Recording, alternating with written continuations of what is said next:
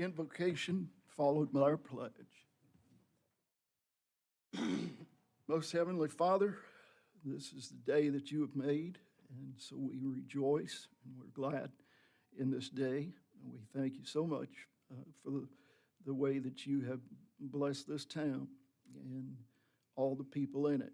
And we just pray that the things that we say and do tonight and all the time will be glorifying to you. We will be kind and respectful of one another. And we just pray that pray for all the young people who are going back to school. Pray that they will make up their minds that this year will be a good year for them in so many ways, socially, academically, and then for you, of course. And we just we ask that the way we conduct tonight's business will be in a good way, and we will take good custody of the taxpayer dollars. In Christ's name, amen. Amen. I pledge allegiance to the flag of the United States of America and to the republic for which it stands, one nation, under God, indivisible, with liberty and justice for all. I would like to first, in public comments, I'd like to first introduce you to a special guest who I'm sure we'll get to see more of in the future, Representative-elect Tamoria Saba.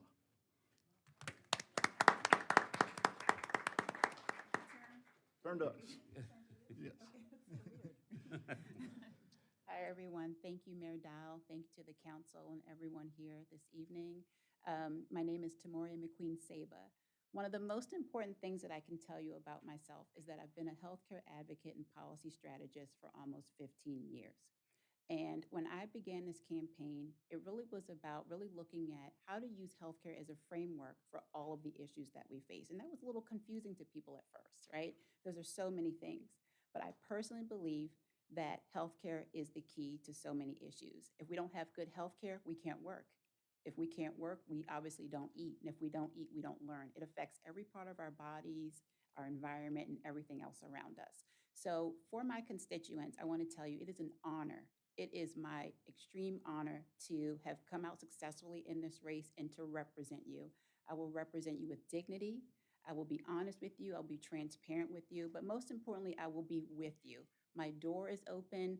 My phone is on. Text, email, however you prefer to communicate. But I also like to meet in person. I want to be someone that you know and you feel comfortable with sharing your real issues with. So please feel free to reach out to me anytime. And I look forward to getting to know everyone. Thank you so much. Thank you. Thank you. And Thank you. congratulations. All right, we will now take our first speaker.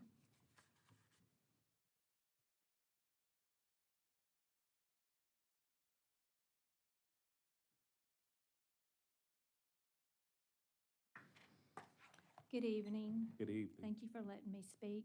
My name is Tony Leslie. I'm a registered nurse. I work in the healthcare system here locally in one of the local hospitals in the cardiovascular procedure area. I live at 163 Man Road in Tyrone, Georgia.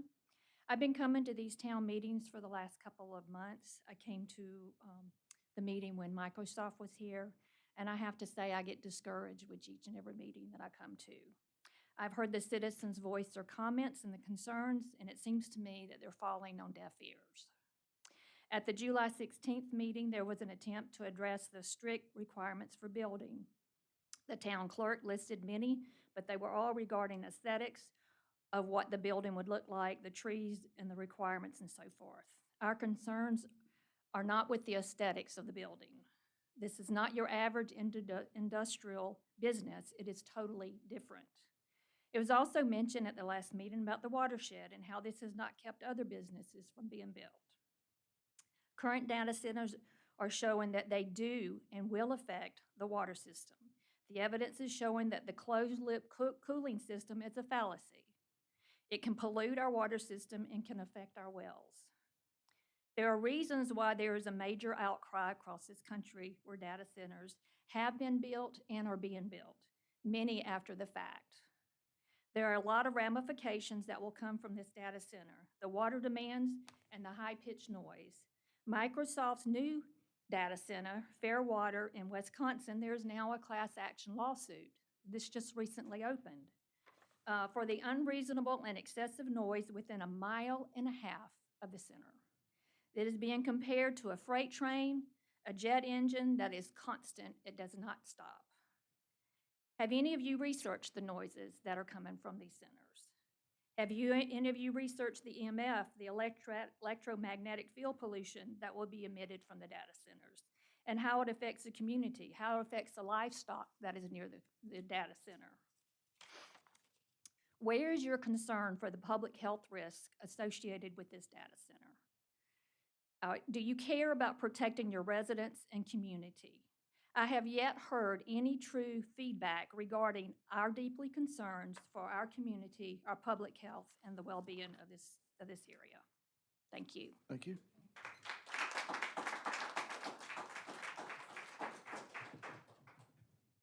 Next.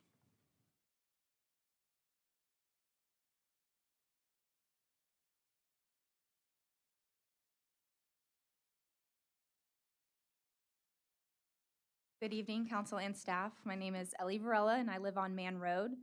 I'm here to continue to state my opposition against Project Rita. My ask tonight is simple. Please care. It's exhausting feeling like this is some sort of law debate and the citizens that you all represent have to create their own case when you are the ones that represent us. You all talk a lot of praise for the American government system and show your patriotism with things like our 250th celebration. Now, when you are tested in a real-life situation where you hold actual power in office, you're throwing your hands up like you're powerless. At this point, ignorance is not an excuse. Whether you've made an honest effort in your own time to research the impacts of data centers is a moot point. You've listened to many citizens who've done the research and preparation. Whether you are a part of the council who made a vote to approve this data center is also not an excuse for not taking action. In my job, I don't get to use the excuse of, well, I wasn't here when that happened, so it's not my problem. It's not about placing blame, but about being able to have integrity in how you responded after knowing there is work to be done. Are you going to be able to say that you at least tried? You said that you took a field trip down to QTS, so perhaps you'd like to also take a field trip down Kirkley Road so you can get to Bohannon, Man Road, Trickham Creek, and see the people, the animals, and the land that you'll be affecting. And if you want to look beyond the blinders of the incorporated town of Tyrone and into Fairburn, you'll see other real families and properties that will be negatively impacted by placing a data center less than 1/2 mile away from them. You could also take a field trip to the homes that sit near Microsoft Azure data center, which is currently operational. It's in Palmetto. And you could actually speak to these residents and ask them to hear their experience living next to a data center. Spoiler, some of us have already done that, and it is worse than any of you would want to admit. These are real people. If you listen to them, they're already trying to sell their homes to move away. Are you not taking it seriously, or are you just scared to face the truth? So again, I'm asking you to please care and to remember that actions speak louder than words. Thank you.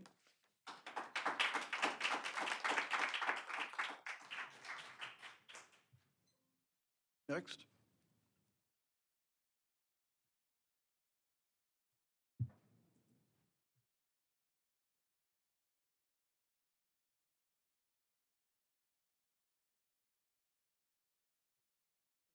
Promptu.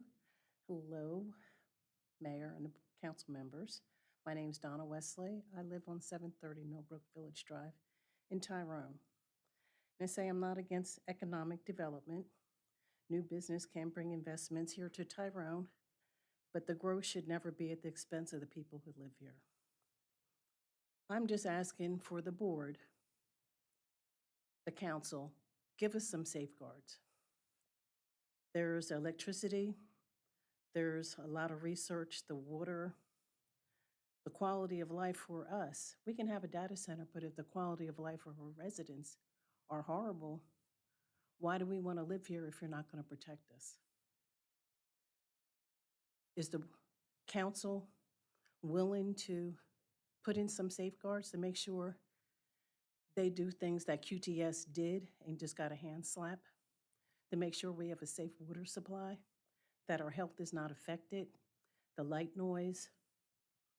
I'm just asking you to review and put something in place prior to construction if construction occurs. Thank you. Thank you.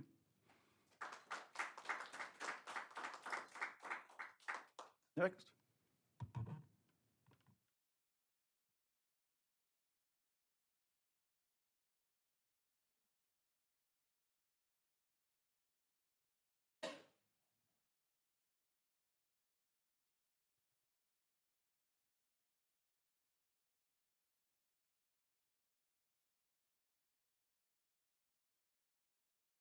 Good evening. My name is Carrie Clarl. I live on Man Road. Once again, I come here to ask you to create an ordinance specific for data centers. Our current ordinances are not adequate. They were written several years ago when data centers weren't even an issue. We do not want to follow the example of other municipalities who have discovered after a data center is built that their ordinances in place were inadequate. Chandler, Arizona changed their ordinances for this very reason. For example, a data center using diesel generators must provide advance public notice of testing, and they may only test generators during certain hours. Fairburn, Georgia has similar requirements. Fayetteville, Arkansas adopted a strict ordinance to require data centers to be 1,000 feet from any residential zoning boundary. Councilmember Mike Wiederkehr noted that while they cannot outright ban data centers, they can use their legal authority to apply conditions to data centers that would ensure the welfare of their residents. Quote, because we want to sleep well at night, it's advisable for us to be wise and to get out ahead of this so we're not attempting to backpedal retroactively, wishing we had taken action, end quote. That's what I'm asking for. Apply condition to ensure the welfare of residents, particularly those of us near the data center. Fayetteville, Arkansas requires data centers to submit prior documentation showing that water, sewer, and power providers have the capacity to serve the center. Do our ordinances require this type of documentation? I have contacted the Fayette County Water System twice, trying to get questions on Rita's water usage answered. Somehow they did not receive my first email, yet when I resent it to the exact same address, suddenly they received it. I still haven't heard anything back. It should not be this difficult to get questions answered, and in fact, you should know the answers by now. Do you care how much water will be used and how your residents could be affected, or is that Fayette County's problem? Where is documentation on the type of cooling system that will be used? I rewatched Nikki Vanderslice's presentation in March of 2024, and she said Microsoft was not sure what type of cooling system they're going to use. Troup County prohibits the use of certain types of cooling systems. There must be a reason. And while we've been told that regulating low-frequency noise is difficult, Troup County has an ordinance to address it. Their ordinance defines when tonal noise is present and has penalties in place when prescribed levels are exceeded. Why can't Tyrone do the same thing? Our current ordinances do not address the things I have described. I'm tired of hearing about aesthetics, exterior materials, etc.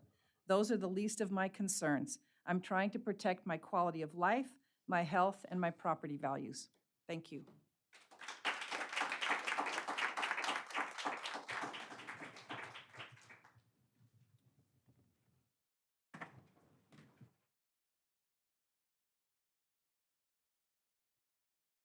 Good evening. My name is Carmen Ross. I live at 410 Man Road. I'm also a member of St. Matthew Church that is adjacent to the data center land. My concern tonight is the health and well-being of those living, going to church, attending school, and working close to the data center. I'm glad the representative-elect is here tonight, and her main concern is health care. I think there's also health prevention, which is very important, so that we don't have to worry about the health care later. I researched public studies about health concerns near data centers. The studies were all published after you approved the data center, and we can all assume that more research is being done as we speak. But it takes years to collect the data and get the studies to publication. I'm going to focus on just several studies tonight. And interestingly, the two that I'm going to mention are both published in 2026. I only found one from 2025. So this is all being done as we speak. Harvard University published localized reports. They showed documented spikes in hospital admissions, respiratory illnesses, and premature mortality tied to fine particulate matter from regional data centers and their supporting infrastructure. There was a Virginia case study. It mapped out the multi-layered physical and mental health risks for residents near data centers. It highlights that data centers operate 24/7 and generate a constant industrial hum between 40 and 59 decibels. This level of chronic noise pollution close to homes is linked to sleep disturbance, elevated stress hormones, and cognitive learning deficits in children living nearby. I have more studies, but hopefully you're getting the point. To be fair, I also looked at the positive health benefits of data centers. The only positive studies I could find were the economic boost to the local community. I assumed this would be health benefits to local government officials because of the reduced stress when their budget turns from red to green. In conclusion, as stated in your Town of Tyrone mission statement, you will provide, this is quote, provide a safe, healthy environment in which to live through effective delivery of municipal services in a fiscally responsible manner. I'm afraid you will not accomplish this mission, as the years will prove, if this data center goes through. Thank you.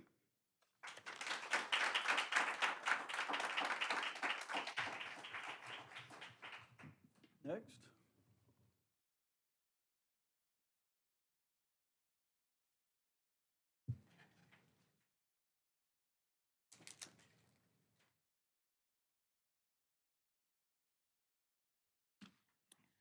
Uh, 109 million gallons of water were used so far at Fayette County Data Center. That's just right down the street from here. Um, and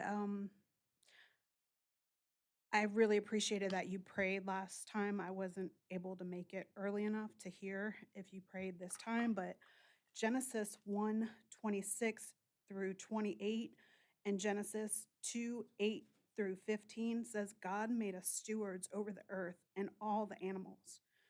And then Psalm 24:1 says the earth is the Lord's and the fullness thereof, the world and they that dwell therein. Numbers 35:33 says, so ye shall not pollute the land wherein ye are. And to just close, the EESI, Environmental and Energy Study Institute at eesi.org, states that data centers are contributing to PFAS, which are forever chemical pollution. Thank you. Thank you. And your name and address? Okay.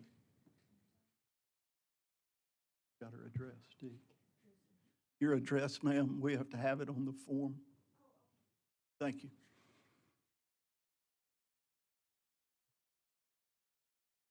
Next. Next, whoever wants to come can.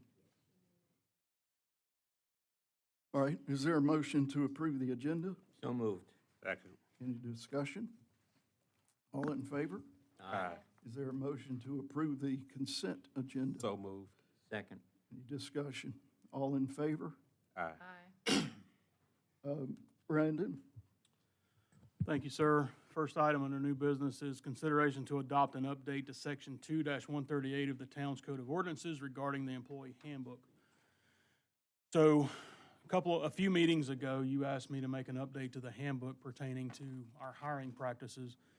And when I reached out to legal to start working on that, Mr. Davenport pointed out a provision in our ordinances, Section 2-138, that states the employee handbook attached to ordinance number 2009-12 as Exhibit A is hereby adopted as the employee handbook. So that ordinance obviously points to a specific version of the handbook. And in order to adopt a subsequent handbook, you gotta change the ordinance. And so what we're suggesting is that tonight, the first order of business is to adopt more generic language in the ordinance. And I'll read that language. Before you start, can you get this on the screen? Oh, I'm sorry. I pulled it up on my screen, but not yours. My laptop. All right. There we go. Okay, so the language that we're suggesting is as follows. The mayor and council hereby approve and adopt the employee handbook for the town of Tyrone, which is on file with the town clerk. Dee has a copy of that, of what we're gonna ask you to approve here in a minute. The mayor and council may, from time to time, provide revisions to the employee handbook. Any revisions to the employee handbook made by the mayor and council shall update the employee handbook then on file with the town clerk.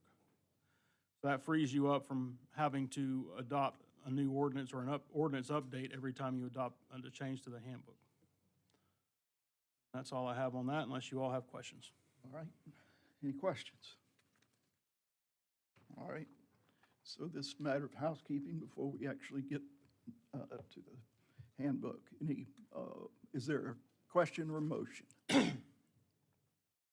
I make a motion to approve the update to Section 2-138 of the Town's Code of Ordinances regarding the employee handbook. Second. Any discussion? All in favor? Aye. Opposed? Okay. Next. All right, the next item is consideration to adopt updates to the town employee handbook. So when reviewing the baseline handbook for the previous agenda item, we noted I made the following changes. I'm trying to modernize our handbook. So I'm trying to more properly separate out the chapters, put chapter headers in there, tracking dates, things like that. So I went ahead and put those headers into the chapters. So that's a change that we made tonight, or that we're suggesting tonight. A small change, chapter 1 under our EEO plan, the town's address was the former town hall building. We changed that address. Chapter 3, which is what got us here tonight, is the recruitment and employment section. You all recently, I say recently, it was probably April, requested that we revise this section of the handbook to place hiring authority with the town manager. This revision reflects that change and also adds more detail to the town's probationary process. And then chapter 4, we removed the line sick accruals and carryovers will be addressed prior to July 1, 2010. And the reason that's in there is back at that time, we had a lot of employees at the time were allowed to accrue virtually unlimited amounts of sick time. And we had a lot of sick time on the books. And it got, we addressed it by putting that in there, and then we're letting people, we were letting people use their time, but they weren't accruing new time. So obviously that provision of the ordinances or the handbook's no longer needed. So that's what was removed. Going down to chapter 3, the red line of that. So for years now, as you know, we have brought new hires for non-police positions to council for approval for hire. That's been more of a practice than a policy because it's not enshrined in our policy anywhere written where that's the case. Now, we've addressed this with council a couple of times, and the consensus from council has been up until now that, yeah, we would like to review and approve new hires that are not associated with the police department. That practice from an HR perspective and a legal perspective is it's got some issues with it, which is why y'all asked me to look at an update. And so the more proper way and what we've changed the language to, we've added section 4 here that you can see in blue. The authority to make hiring decisions for the town positions is vested in the town manager and chief of police, consistent with the organizational structure. And then it goes on to talk about the town manager shall serve as a hiring authority for all town positions except those within the police department. And the town manager may delegate elements of the recruiting and selection process to department heads or supervisors, but retains final authority. So we're putting into writing what our practices have been for a long time, which is if a department head has an opening, they're going to advertise the position. They are going to interview, backgrounds, all that kind of stuff. Sandy's going to assist with that. And then once they make their decision, they come to me, and at present, we come to you all for that final approval. This just takes that last step out of there. Chief of Police, for years now, going back to when I was the Chief of Police, has the authority to hire for open positions for officers. That remains the same.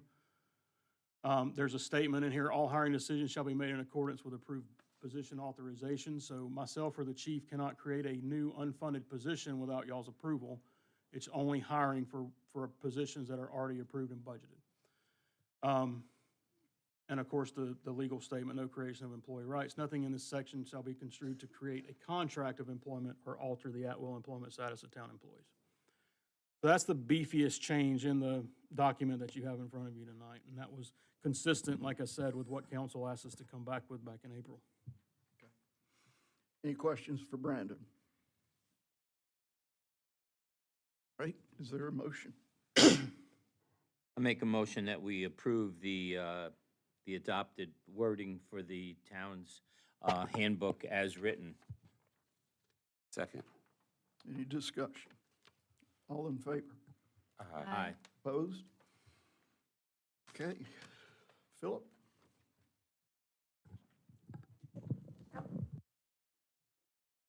Thank you, Mr. Mayor. The next item on the agenda for you is a consideration to approve a purchase of a Skyjack SJ4726E scissor lift from Aerial Titans in an amount not to exceed $20,850. The Public Works Department budgeted for a scissor lift. We talked about this at the workshop for the purposes of better serving and maintaining town facilities in a more efficient and mostly safe manner. Town facilities that necessitate this equipment for maintenance are Tyrone Town Hall, particularly the bell tower, Handley Park, Public Works Barn, the new facility that we put up there, and other facilities there. The Tyrone Library, the community room in there has very tall lights, as well as in the main part of the library. The Roger Spencer Center, again, getting up to those lights is very tall. And then, of course, the Shamrock Pavilion, us being able to get up to the rafters and clean and also maintain any equipment that's up there. There are a lot of different uses for it. So it is considerably safer with the use of a lift to do that work on a platform. And staff has identified that between a 24 and a 26-foot platform height scissor lift would give our crew the right amount of height to address pretty much any circumstance we could think of. Rental of scissor lifts cost anywhere between $1,000 and $1,500 per rental, and that's for one that is a lot lower, a 19-foot lift. It is funded from SPLOST. We have $32,000 in SPLOST for equipment. We had estimated about $25,000 for a scissor lift out of that amount, and so this comes in below at $20,850. I do have a bid tabulation showing bids on other machines of similar capacity in terms of their weight limit, their height, just similar class of machine. Staff does recommend approval of the purchase of the scissor lift in an amount not to exceed $20,850 Okay. from Aerial Titans. Will I don't think this will reach the lights on fields. Does the Not bucket quite. truck go that high? The bucket truck can get to some of the lower lights, I think, but those lights are really, really high up there. We usually have to get a specialty truck to get up there. Any questions? I have a question, Philip. Yes, sir. What's the warranty like on a new piece of equipment like that? I know it's at least a 1-year warranty. We are buying a new machine. We're not purchasing a used machine.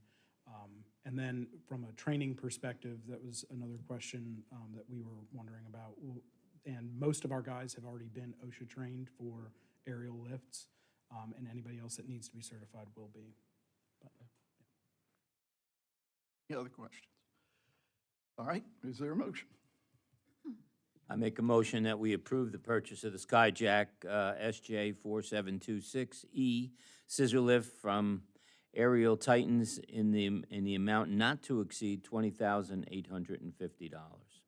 Second. Any discussion? All in favor? Aye. Good job coming under budget. Okay,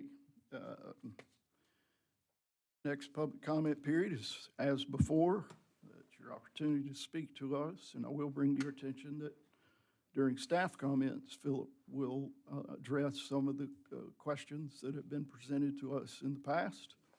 He's put in a lot of time on this, and so we're hopeful that that will answer some other questions. But public comment period begins now, 3 minutes as before.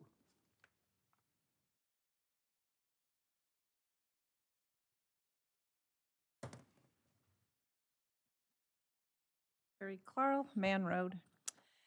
Many of us expressed our opposition in March of 2024 when this was approved, but you overruled us. Sometimes it feels like my area of Tyrone, including River Oaks and River Crest, have been disregarded. We are unlucky enough to live near the Gateway Character Area, which is supposed to feature development with aesthetic appeal and high standards. I think you totally missed the mark with a data center. I don't think many people are going to consider a data center something to be proud of. I don't think many people are going, I think a lot of prospective residents will shy away from a town with a data center, especially one whose schools are located 1.2 to 1.3 miles away. There are 16 permitted uses listed in your BTP ordinance. Of all those, you approved the one with the most damaging and intrusive effects on nearby residents and the environment. Do you realize that the tax money you're chasing with this will be partially offset by the drop in property values of some of the most valuable homes in Tyrone? You got it wrong, and I'm asking you to fix it.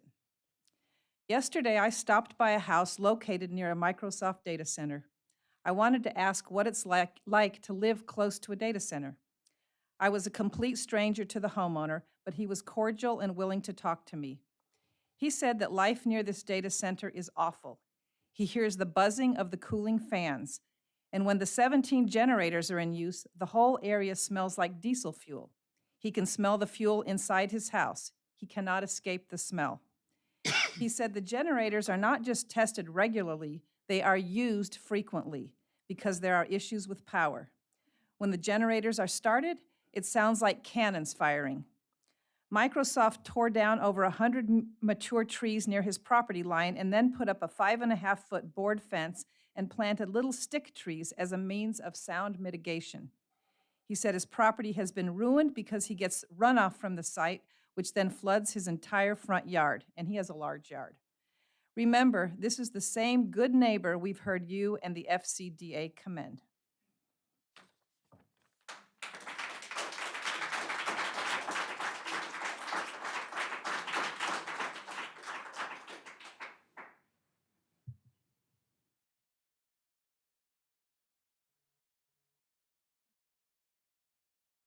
Kevin Leslie at 163 Man Road in Tyrone, or I guess Fayetteville, because it's right on the edge.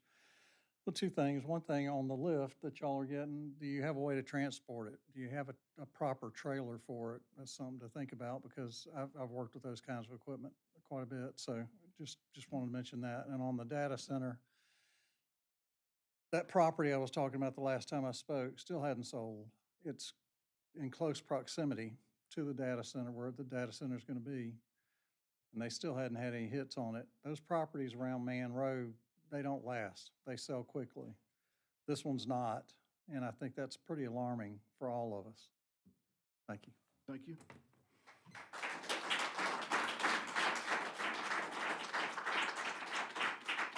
Next. All right, staff comments. You have one more, Just sir. got one more. Okay.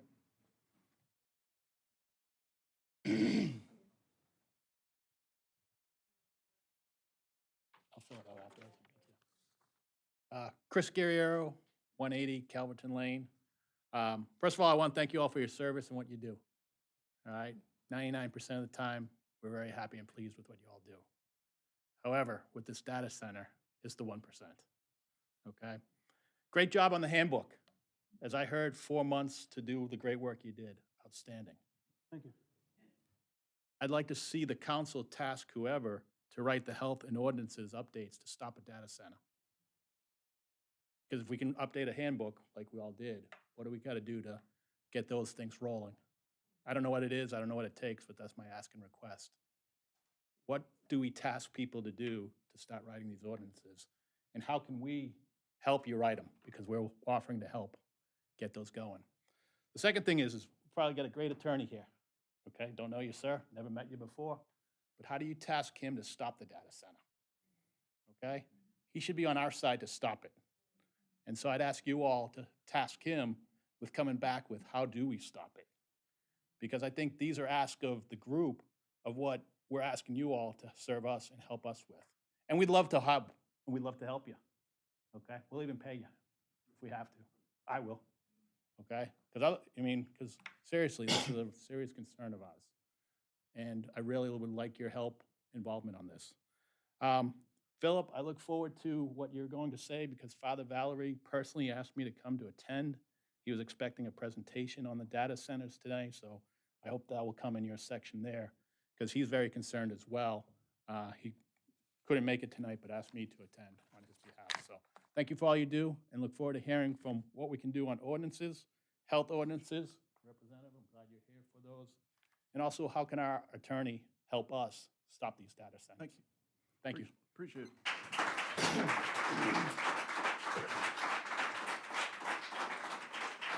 All right, is that it? Okay. Staff comments. Over to Philip. Yes. Yes, Mr. Mayor, you did not receive this in advance. I wrapped it up just the other day. And today, where's the at the bottom?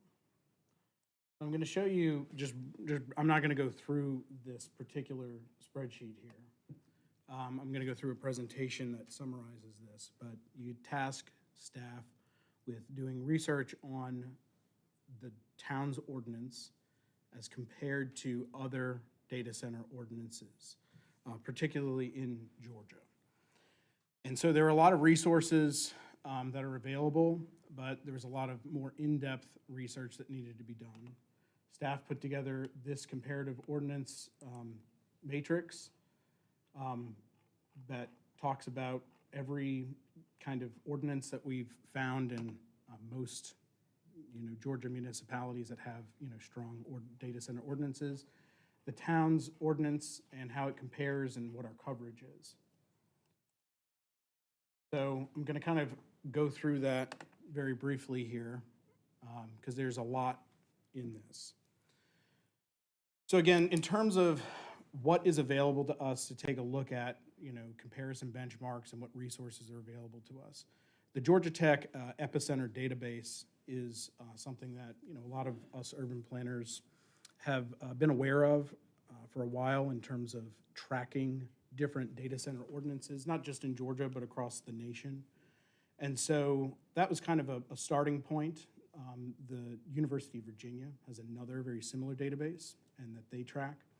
And so it was a starting point in terms of giving staff an idea of what ordinances are out there and what are the big highlight provisions. The Epicenter database doesn't go into exact details on every single ordinance and every single provision, but it gives the highlights of coverage areas that these ordinances overview and what the main kind of data center ordinance responses are to them. So this is not purely from the Georgia Tech Epicenter database. I went and pulled other ordinances because I needed to see those exact provisions. So I went to their actual Muni Code libraries, pulled the data center ordinances that they had for many of the data centers in the Epicenter database, but a couple that were outside of it, some more recent ones, and it's possible it's been updated since, but some more recent ones are the Coweta County and Troup County data center ordinances that were passed. Troup County was just passed in April of this year. And in fact is not very clearly on their Muni Code. I had to go dig through some minute packets to find that code section. But that was consolidated into 15 different areas of impact coverage that data center ordinances typically cover. So their building placement, design, size, that kind of thing, so the geometry of the building and its location, the maximum and minimum height of the building, the setbacks, the parking, loading, and circulation, that kind of also includes traffic, power lines and substations, so that's for transmission lines and the actual substations that are on the property. Solar, which is solar power. Water, stormwater, and sewer. These were kind of combined into one, but they could have actually been broken out because water is water systems, stormwater is a different type of item. But noise and vibration, buffer, yard, screening, and landscaping. Environmental impacts and community engagement. Again, one that could have been broken out into two, but was kind of consolidated. Safety and emergency management, lighting, perimeter fencing and security, and then decommissioning, which is a fairly new provision in a lot of ordinances, talks about decommissioning. So in terms of the comparison, the spreadsheet that I had prepared pulled a lot of ordinances from outside Georgia, but it became clear that the most stringent ordinances are typically Georgia ordinances. They're also some of them that are the most recent. And it's because data center growth in Georgia is very high, comparatively speaking to other states. That being the case, I pulled 7 Georgia municipalities that had verifiable ordinances that I could actually find on their website, as well as some from the Epicenter database, and then 11 Georgia counties. Counties seem to be in the business of creating ordinances more than cities. This makes some sense because there's larger tracts of land available in counties, so it's usually where a data center goes in terms of land availability. But the counties, there are 11 Georgia counties, including Troup County, which is a more recent one and probably the most stringent. So I'm just going to go over some of the highlights here. Of those 15 topics that I talked about, how the Town of Tyrone's ordinance compares in terms of topics covered in our ordinance with some of the others, we cover 12 out of those 15 topics and those impacts. And I'll kind of talk about which ones we don't cover, or areas that we don't have heavy coverage and why, and as well as some gaps. The remaining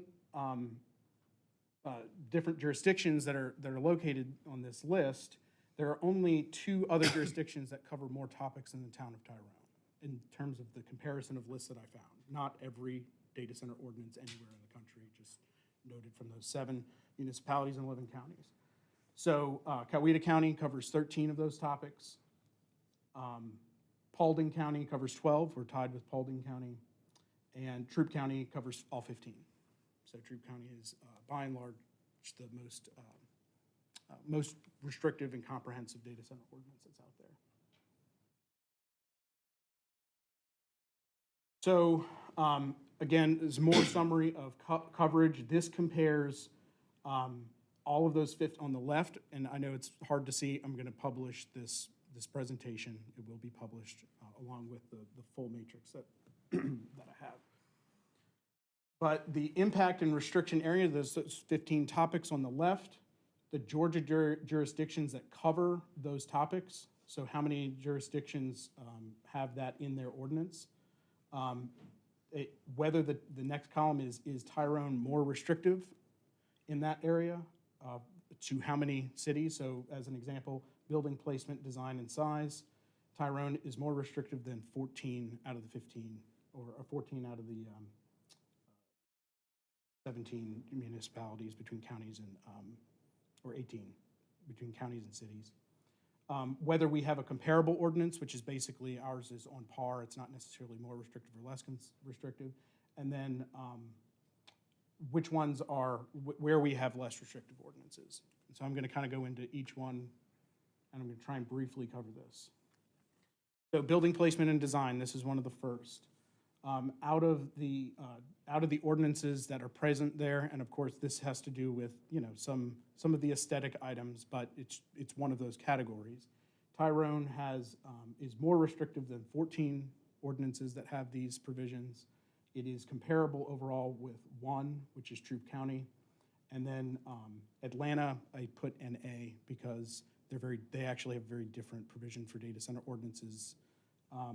It's not really comparable. And there's not, from the ones that I analyzed, any that are overall more restrictive. Something that I want to note, and this is for every single area, this doesn't mean that any specific provision within this category. There are a couple of ordinances that address building placement and design. This doesn't mean that there's a single provision that we have, every single provision that we have is more restrictive than every single provision within another ordinance.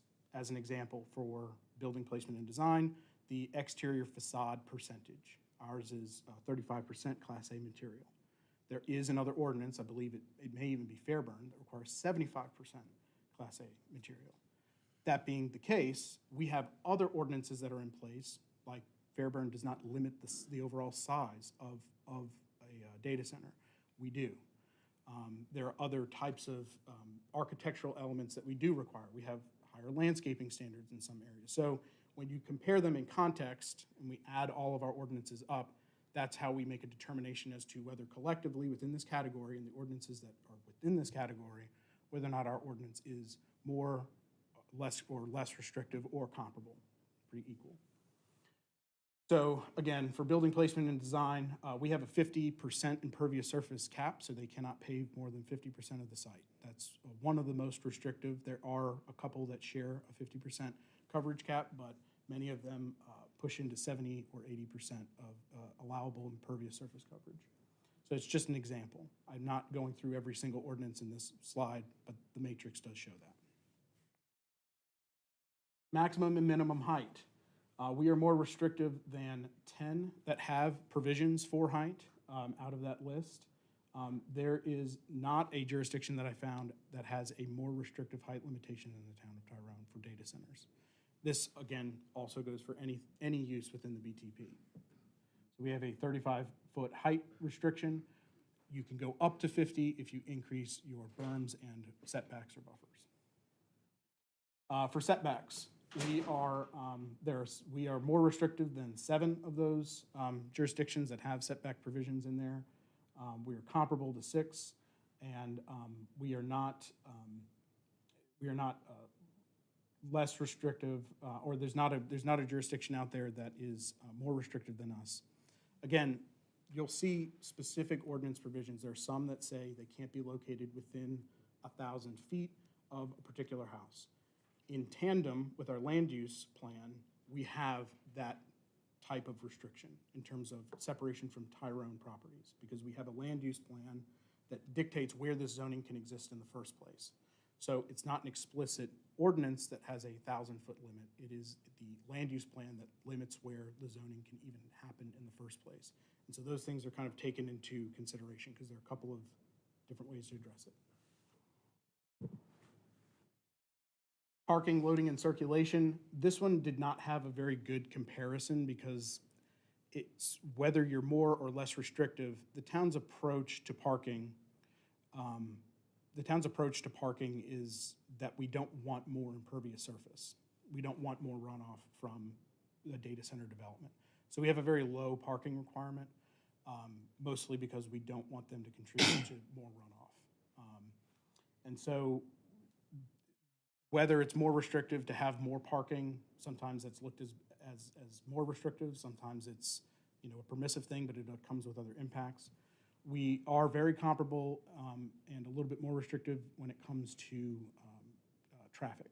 So of course this had a DRI that required a traffic plan, but if somehow a data center comes in that doesn't require a DRI, we still have the power to require a traffic plan. Some ordinances do not.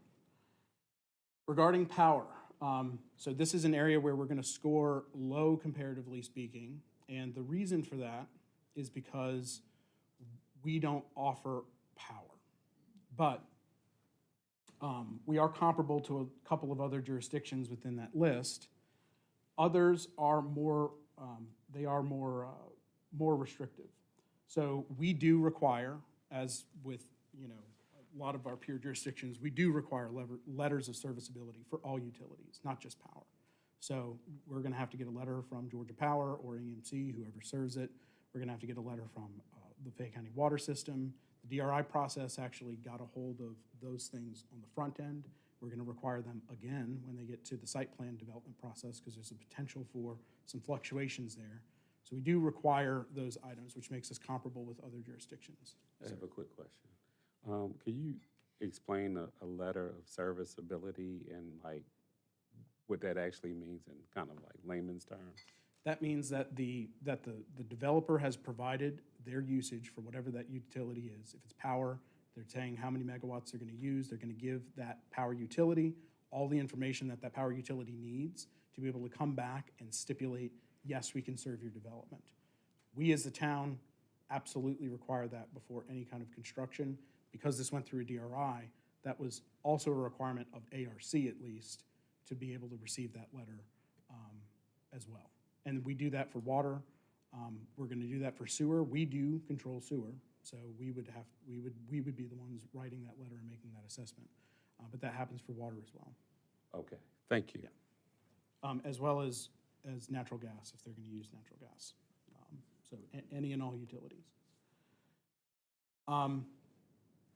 So again, we don't regulate, though, how much power they can consume or what kind of, systems that they have in place there, but we do regulate that they need to get letters of serviceability. Otherwise, they'll never be able to get a permit. Okay, so power lines and substations. We are not more restrictive necessarily than any, but we're very comparable to almost all of them. There are very specific provisions in other ordinances regarding power lines and substations, how far they can be from things, where they have to be sited, things like that. The item that Tyrone has as far as our ordinance that gives us a leg up in a lot of areas that are not present in many other ordinances. There's only one other ordinance, it was either Adairsville or Brookhaven, that had the requirement of a development plan and a development agreement that goes with the zoning of a data center. So as an example with Microsoft, the location of the substation. So we don't say that the substation has to be X number of hundreds of feet or from something, or that it has to be located in a particular area, except for the base standards of the district, because we do have setbacks and buffers. It has to comply with that. But we do, when we look at the development plan, say we do not want that substation fronting the road, and we don't want it close to residences or Tyrone residences on the property. So in this circumstance, it's placed at kind of the far north end of the property behind a building. And our development plan regulates that. So the development plan kind of takes over in terms of substation location. And we have a little bit more flexibility in that. For lines, of course, transmission lines are Georgia Power, they're utility lines. They're allowed to be above ground. There's really not any jurisdiction that I found that requires Georgia Power transmission lines to be underground. But we do require all other lines that are going to be serving the facility itself to be underground. So anything that basically comes from the substation to the buildings, anything that goes between the buildings, any on site, that does have to be underground. And that's comparable with other ordinances. Solar. This is an area where we don't score very high because we do not require solar, but we are comparable with other jurisdictions, which basically give provisions for solar. We would allow a facility to have solar, and we have provisions for how solar needs to be placed in terms of it would be treated like any other type of rooftop equipment. It would have to be screened in some way. They'd have to have it located in a particular way. But we do not require it. Troup County is the only one that actually requires some form of solar coverage for their buildings. Water, stormwater, and sewer, again, these are grouped together, but they really could have been separated out. We are not necessarily more restrictive than any other community, but we are comparable to 6 peer cities and counties that are more restrictive. There's 10 of them down there. The reason for this is water related, not stormwater related. Those counties and many of those cities, I think they're actually all counties except for Adairsville, they have their own water system and they have their own water authority. So they're able to integrate into their ordinance water usage in terms of how cooling happens and what kind of water systems that they have, things like that. This is an area that we can talk to the Fayette County water system about, but it is an area where we will never be able to score on water usage, only because we don't provide that. We have to require, and we do require, a water serviceability letter for the water system. And if the water system themselves have a provision for the interior water usage or the cooling systems or anything like that associated with data centers, then they would be the ones to have that regulation to be placed. When it comes to stormwater, we do have very strict requirements, so we actually score very high on the stormwater side because we implement what are known as stormwater best management practices, bioretention areas that filter all runoff. We have our general industrial permit that captures any, you have to have containment for any types of hazardous materials, so there's different design standards for that. Excuse me. Could you give me an example of what containment would look like for an industrial area? So a general industrial permit, you have to be able to identify which hazmat or similar type uses or chemicals or substances are on a property, and when and how they're discharged. And let's just say you keep a particular chemical in a tank in a facility. You also have to have secondary containment for that particular chemical. So obviously, it's going to be in some sort of containment, the primary containment where it's held, but if there's a spill, there has to be some sort of secondary containment that's built to capture that to a certain degree so that it doesn't otherwise, go and leach into the environment. So we do have secondary containment requirements. That's something that's fairly common with a lot of general industrial permits. But we'll be looking into that as we get more information about exactly what kind of substances are going to be on the property. This is where we get a lot of questions about the type of discharge that comes from cooling systems and glycol or what have you. And we will be having a conversation about secondary containment as it pertains to those things. So that's just an example. Thanks. Noise and vibration. Tyrone is more restrictive than 7. We're comparable to 7. And we are, there is no jurisdiction that is more actually restrictive than the town. I'll say this with a caveat. The town's decibel limits is really what we are looking at here. So the town's decibel limits during the day is 60 decibels. A lot of peer jurisdictions are 65, 70 to 80. That's daytime decibel limit at the property line if you're receiving property owner. It is 55 at night unless you are generating a continuous noise. If it's a continuous background or humming noise, our ordinance has a provision for a reduction of an additional 5 decibels to 50 decibels. There are very few ordinances. I think Troup County is really the only other one that actually has the continuous noise generation at 50 decibels from, again, the ones that I researched. So the caveat here, in the area where our ordinance could have more prescriptive, requirements, is exactly how sound attenuation is constructed. So we require generators to be screened from an aesthetic perspective, but our ordinance doesn't have a specific standard for sound attenuation, like those walls have to be made of some form of material that otherwise dampens sound. Our ordinance covers it in the sense that if you generate noise at the property line that exceeds those limits, you have to go attenuate sound, but we're not very prescriptive on exactly how we want to see that. Before a property comes, before a data center comes online, though, as they're going through and they're installing these and they're getting their, before they get their CO, though, they will have to demonstrate to us that they are not going to exceed that noise ordinance requirement. We would just tell them, it's too loud, go attenuate the sound, however you need to do that. So we can take a look at specific sound attenuation methods if we want, but our overall limit, decibel limit during daytime and nighttime is very strong comparatively speaking. I've not found a data center ordinance that has has lower decibel limits than ours. In regards to that, are there fines associated with violating? Yes, $1,000 a day, and our ordinance covers that as well. It's, as far as a data center is concerned, they're not necessarily concerned about that, but then again, that's why I'm talking about how we, there was one ordinance that if you go over the sound limitation, they revoke your certificate of occupancy. I don't know about the legality of that. That's a very, very challenging thing to be putting in there. Like I said, the area where we might be able to take a look at that to make prevention is to talk about some more specific sound attenuation methods. But again, our ordinance is strong on overall decibel limitations.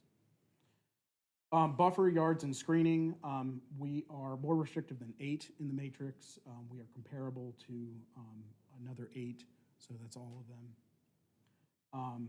And there was no peer jurisdiction that was more restrictive, again, comprehensively, taking a look at all ordinances together. Environmental impacts and community engagement. Environmental impacts is very broad, but environmental impacts typically is considering, it's also considering stormwater again, but stream buffer variances. It's considering tree protection. So how stringent are you on requiring specimen tree surveys, what your tree density units need to be for replantings, things like that. And then community engagement is actually a little bit divided from this. We are more restrictive than, not all ordinances covered. This is why you see low numbers in some of these little sub matrices here. But Tyrone is more restrictive than 2 of them. We're comparable to another 2, and there are some that are more restrictive. They're more restrictive in the sense that they require community engagement events after approval, but before construction. So Troup County and Coweta County both require public engagement meetings that happen after the public hearing process. We don't have this requirement. Microsoft did it. We're not convinced it was a particularly, fruitful thing either for the town or residents. So I don't know if this is something that is worth pursuing, because it's something that just doesn't tend to answer a lot of questions. But that's an area where those particular counties have stronger ordinances. They have those requirements built in. Okay. Environmental, okay. Safety and emergency management. We are comparable. We are not more restrictive than any that I could find. We're comparable to 4, and there are 2 that are more restrictive. This is something that, again, we are not going to be able to score better on, because we don't provide fire and emergency services as a municipality. We contract, that's a service delivery item that happens at the county level. So the county fire marshal would be the one. We do have the county fire marshal as a part of our technical review committee. So at the development plan time, they were brought in, and they at least saw that. And certainly during the site planning process, they're brought in, as well as during the building construction process. So they take a look at the site plan for circulation. They make sure that they have a clear understanding of what materials are going to be on site. They make a determination as to whether or not they can serve fire to the site based on site plan. And then when they build the building, the fire marshal looks through every inch of plans and regulates life safety code. So it's covered, but not by us. It's covered by the Fayette County Fire Marshal, and we involve them in that process as a member of our technical review committee. So we're the single point of contact. We are the ones that communicate and make sure that that happens. If there's an update or revision in plans, we are the ones that send that to the fire marshal to ensure that nothing gets lost. So, Philip, I'm just curious as to why, out of all the counties, why Fayette County isn't involved, on this list, or Fayetteville, for that matter, as a municipality. So Fayette County is not on this list because I don't believe that there's a data center provision in the Fayette County ordinances that I'm aware of. And the primary reason for that is that Fayette County does not serve sewer. So a data center is not something that can go in the unincorporated county. Fayetteville is not on this list because there were a number of jurisdictions that had passed basically a ban on data centers. So that was not something that was considered here. Fayetteville has since passed a prohibition on any further data centers in their community. So they're not on this list because they don't actually have any data center provisions anymore. The reason that they were able to pass that, well, it's still a legally precarious position for the city of Fayetteville to be in, but they passed it only because they have the precedent of an existing very large data center in their community, and so that's one of the reasons why they felt that they could pass a ban. But it's one of those things where it's potentially a legally precarious situation. Lighting. This is an area where we have the potential to do more. So we are more restrictive than 1 of the jurisdictions. Spalding County, we're comparable to 5. And there are 6 jurisdictions, Adairsville, Athens, Clarke, Coweta, Irwin County, Paulding County, and Troup County, that are more restrictive The thing that they are more restrictive on is it's a very precise item. So we have requirements that lighting has to be downward, shielded, and that there can't be any light trespass, or you have to attenuate light trespass going onto somebody else's property. The thing that we don't have a very, very specific ordinance on is the foot candle measurement of that light trespass. So the amount of lumens or the amount of foot candle measurement that comes from lighting that is downwardly projected, those communities have what we call a dark sky standard. So there are not many actual dark sky, verified communities, but there is a dark sky standard to lighting, and those communities implemented it specifically for data centers. I don't know if they have that requirement for any other uses, but they did put that specifically for data centers. And so that's an area that we can take a look at if we choose to. Perimeter fencing and installation, we're comparable to 4, and we are less restrictive than 6. Not in the sense of aesthetics. We are very high on our aesthetic standard for fencing. We just don't require data centers to install fencing. So those 6 jurisdictions at the bottom, Columbia County, Coweta, Irwin, Jackson, Paulding, and Troop, they require fencing. This is an area we did not feel was necessary to implement because I'm not aware of a data center that does not have, it's not a secure site. And it's something that we also can work with a developer on in the process of building construction. So we can still have influence in that area if we feel like it's necessary, and for whatever reason, there is the data center has not shown that they're gonna have a secure site, but pretty much any data center in North America is located here specifically because they need to house information at a particular security level, and these are highly secured sites. So, but those ordinances and those jurisdictions do cover perimeter fencing as a requirement. Decommissioning and cessation. So this is an area of our ordinance that we do not have. And there are not many ordinances that have them. The most restrictive ordinances have them. Columbia County, Pike County, Spalding, and Troop have decommissioning plans that they have as a requirement. We can look into this. I've pulled information on decommissioning plans. It's something that is unique to data centers. It's not something that we or other jurisdictions, Georgia jurisdictions, I've seen is very common amongst other uses. Of course, it's there for the purposes of if a data center vacates a space and they have, let's just say, very large battery backup systems, UPS units, different things like that, that need to be taken out of the facility. It ensures that that happens. That being said, the fire marshal and the fire insurance commissioner have regulatory oversight over some of those things. And so a facility that's left unchecked with hazmat or other potential fire hazards is taken care of typically by that provision. Some of these decommissioning plans go further than that. Of course, cities are not qualified. There's no city staff that's qualified to assess the level of decommissioning of a data center. That's a very highly specialized item. So you'll see some of these, including Troop County, that post bonds for the city to hire somebody to go in there and take a look.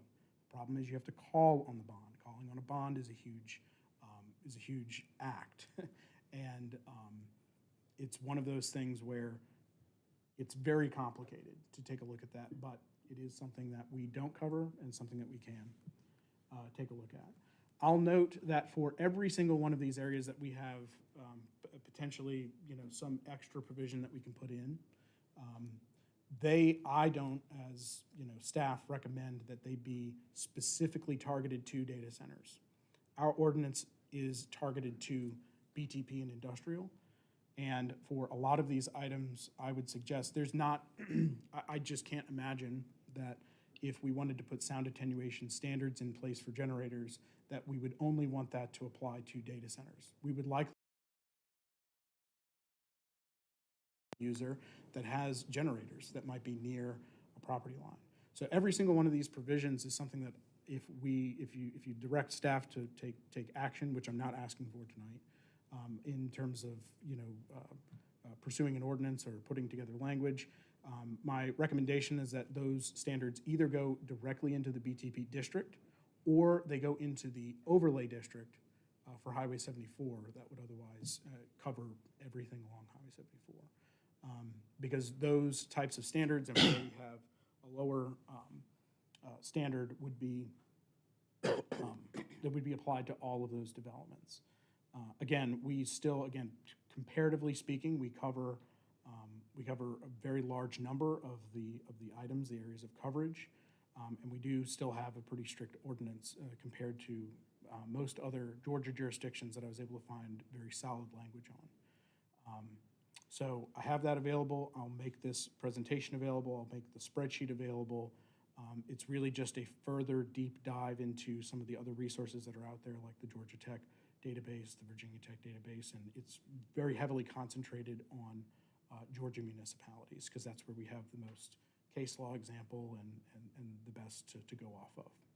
So if we were to create an ordinance in order to require more restrictions on noise pollution, we just don't, you just don't target it towards data centers. We'd have to do it for all industrial or business technical park buildings. Yeah, it would be something that goes into another area of our ordinance. It would either be something that is placed in the overlay as a condition for, there would be a section on generators or exterior equipment like air conditioning equipment, any kind of exterior mounted equipment that generates noise, that there would have to be some sort of sound attenuation construction standard that's established.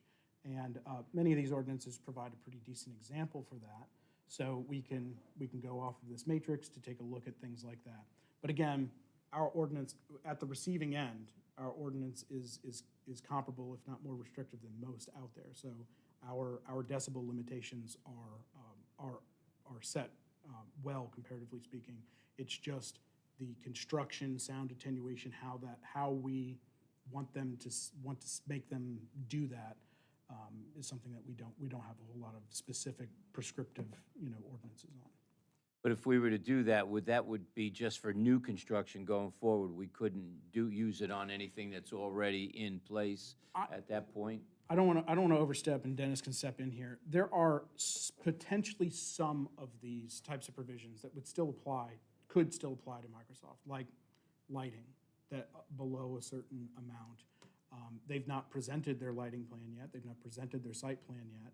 It's not something that goes above and beyond their development plan that infringes on an already existing vested right that they have. There's a potential that we could hold them to a requirement like that. There are a few of them that we might be able to do, but I don't want to speak definitively on that. Thank you.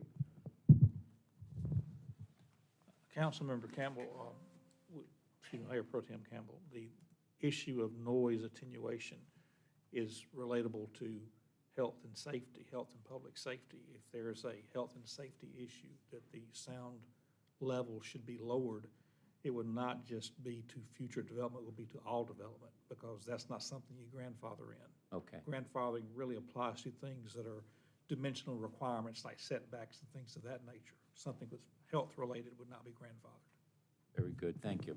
Yeah, and that's particularly because they've not entered that stage of their development process as well. So there are a couple of them that would fall into that category. Thank you, Philip. I don't know if you want us to make comments now, but pertaining to Mr. Campbell's comments on the noise continuation, I think that is something we should go ahead and direct staff to make some changes regarding the continuation, look into that and get that back to us as soon as possible on that. And also the lighting, maybe come back with some ideas. Should we have a BTP restriction for a dark sky standard for that particular zoning area, or Highway 74, some kind of provision that darkens it and eliminates that trespass of light over into areas that don't want it. And in particular, there's a light on, I believe it's on Kirkley, that's very, very bright. And it's probably violating our current ordinance. Anyone else? People shaking their heads. Yeah. Is that at the self-storage facility, or is that somewhere else? It's, I believe it's further down from that, but I can talk to you about that later. But it's good to know that we have met the standards as most of our peers. And in addition, I'm glad you focused on Georgia because of the infiltration of the data centers in Georgia, and that I believe we're the tip of the spear in the nation, and also working within our state laws as well is why a lot of these are probably different than, say, Arkansas or Missouri because of our state laws. So I appreciate you focusing on the Georgia municipalities and counties. And that's all I have to say for now. I would just like to note that I noticed that a lot of the peers that we're in comparison with are local municipalities, where the ones that tend to exceed our standards are counties in general, which usually has a lot more resources than we have. And I think it's also good to note that, you know, for such a small municipality, for us to be kind of like leading in our ordinances, I think that is very, very helpful. It should offer some comfort to people knowing that we already have many of these things in place already in our ordinance. Also, it should provide a little bit of comfort in knowing that that we have noted several places where there's room for improvement, and that we're willing to move forward and try to create some safer standards and some more robust standards in some cases.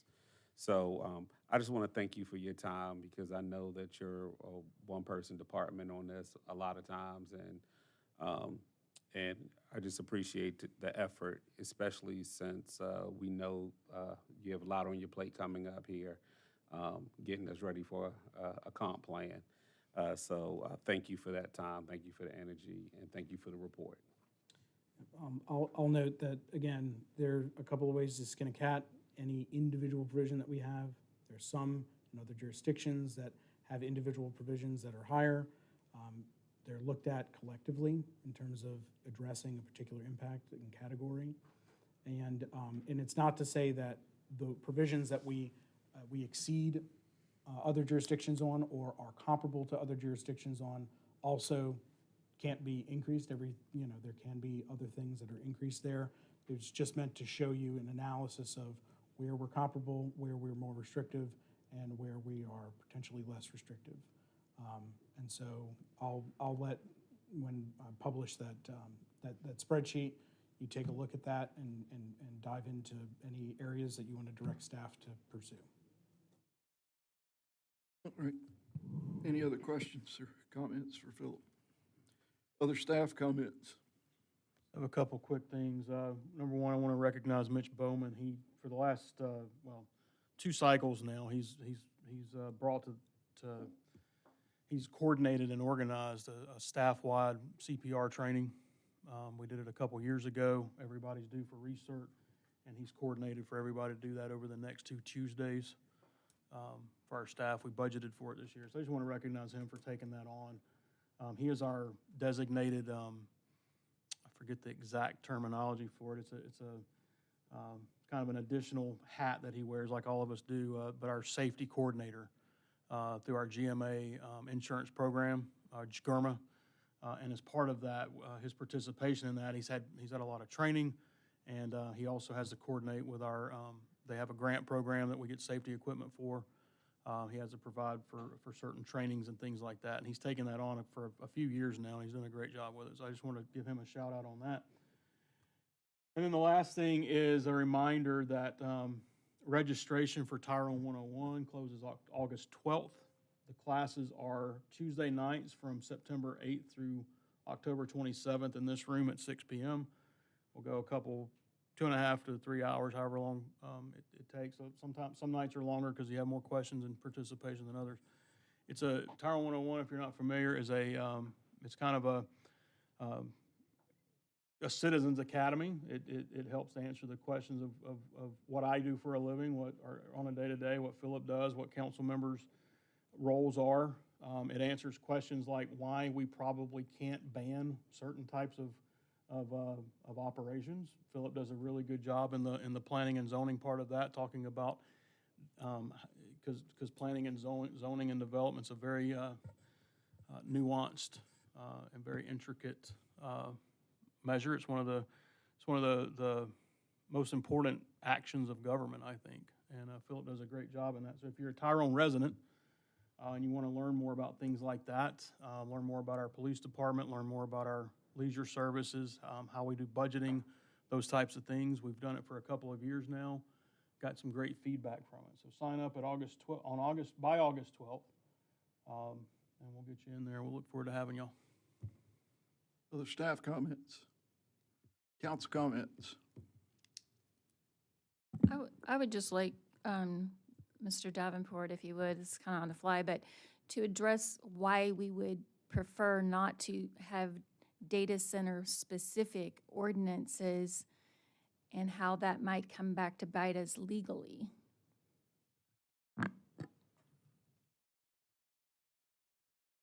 To clarify your question, with respect to data center specific ordinances, you mean writing an ordinance that only applies to data centers for certain things and applies to no other businesses? Is that what you're referring to? Yes, sir. Well, zoning is a methodology where you try to group like businesses together, like residential units together, like land uses together to have some consistency for planning purposes and for ultimate build-out.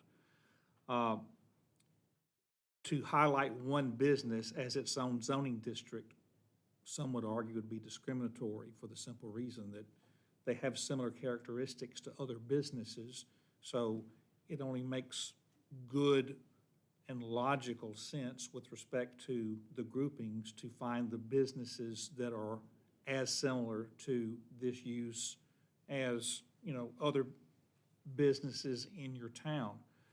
You have M2 and M1 industrial zoning districts. Those are your very most intense use districts. The worst of the worst is in M1 and M2, M2 primarily. So in my estimation, if you have a business that is going to generate some negative issues by the development, you go to your most intense category because that's where most of your protections are. Is this going to be similar to other industrial type uses? You'll find similarities, you'll find differences, but when you see the types of consequences that would emanate from the use, you see there in general, there's some comparisons there. That's why you would put data centers in some type of a district like that in some jurisdictions. When you've created something called a business technology park, you once again tried to get a subset of like uses together to differentiate from other types of heavier uses. The town's position is that business technology park grouped similar uses together as opposed to just saying this is a district for warehouses, this is a district for data centers, this is a district for commercial establishments, et cetera. So the grouping and the consistency within the grouping is what's important. Every decision you make doesn't impact one property, it impacts every property with that same zoning district. So it's not just let's make a decision for this particular piece of property. Every time you reduce a setback or you increase a setback, you're affecting multiple properties within the town. One of the things that I like to point out to elected officials when they start listening to issues of, well, we don't have a large enough minimum size structure. We need to increase it from 2,000 to 3,000. Well, in concept, that's a good thing to do, But what about all those people in that zoning district that have 2,500 square foot homes? You have just transitioned those homes to be non-conforming structures. Those people that own those homes now have more regulations that they didn't do anything to increase those regulations, you did. So that's an example of when you make a change to your ordinance, there are consequences you might not be aware of. So understand whatever change you make impacts all properties similarly within that district. That's another reason why you don't single out one business for a district. You put the like businesses together. So I went through a big general range of things with your question, but let you know that zoning is not just a specific direct answer of yes or no, or, less or more. It's a range of different uses and different methodologies that help you protect the integrity of the development within the town. So in summarizing that, you're safer with the general districts as opposed to specific businesses. If you start down the road of specific businesses, now you've got to look at another specific business. Why is this business not in a specific zoning district? And I will use another example that was a hot button issue probably 15 years ago, and that was adult entertainment establishments and alcohol. Those were specific businesses that they wanted to have in their own zoning districts. They didn't get to their own zoning districts, but alcohol was removed because there were studies that showed the presence of alcohol in those type businesses increased criminal behavior, and that was sufficient for the courts to say you can prohibit alcohol from those type of businesses. Again, another example of how you legislate to counteract known problems that exist. If you have a known problem that exists, you can make those regulations. So I probably gave you more than you're looking for, but I wanted to make sure I touched on as much as I can with that question because it's quite a lot loaded into that one question. Thank you. You did great. All right, any other council comments? As always, if you have a question about these matters, you can call staff and they will do their absolute best to accommodate you, and I appreciate them for doing this, the time that they put in. Philip, you have a two-person staff that is currently running on one person, and this is added to that work, so we thank you for what you're doing. Appreciate the time you've invested. Anything else, council?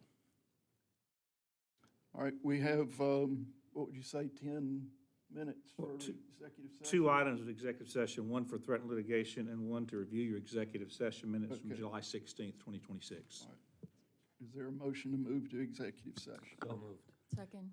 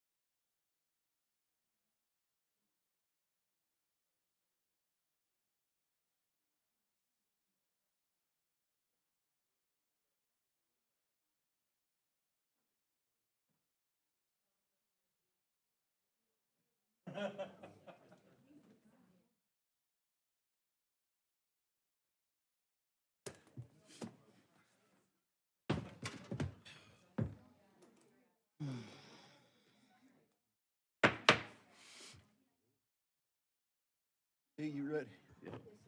All right, is there a motion to reconvene? So moved. Second. Any discussion? All in favor? Aye. Is there a motion to approve the executive session minutes from July 16th? So moved. Second. Any discussion? All in favor? Aye. Opposed? Is there a motion to adjourn? So moved. All in favor? Aye. We're adjourned.